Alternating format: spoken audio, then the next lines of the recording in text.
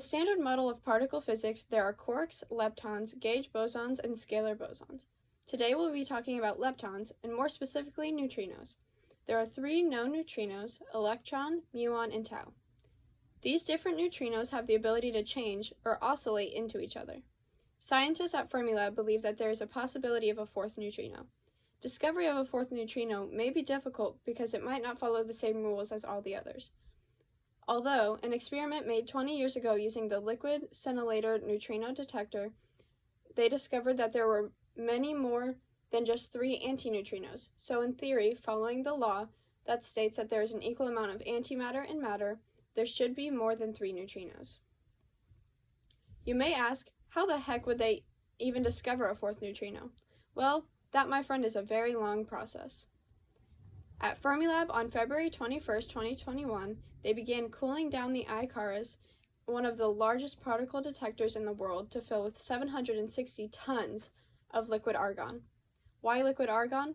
Well, when they aim a muon-type neutrinos beam, and the argon will react to it, or they will react with the neutrinos, and that will cause them to oscillate or change.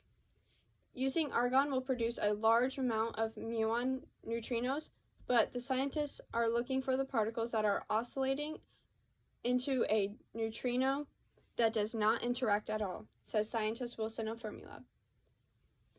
Since there are supposed to be more muon neutrinos, if ICARS detects more electron neutrinos than is expected, they would have concrete evidence of this fourth neutrino, since the oscillation would have been disrupted.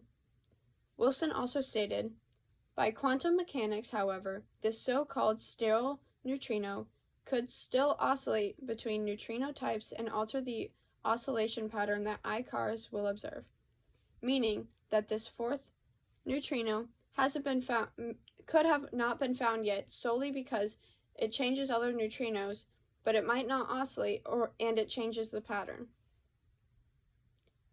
The information from the end result of this experiment will be sent to the scientists of the DUNE experiment, where they will use 70,000 tons of argon in the ICARS to examine the 3 different neutrinos. And the coolest part of this whole project is that finding the sterile neutrinos would extend the standard model and our understanding of how the universe has evolved. So understanding how one of the smallest particles works also connects to one of the largest parts of particle physics, and trying to understand how the world we live in came to be.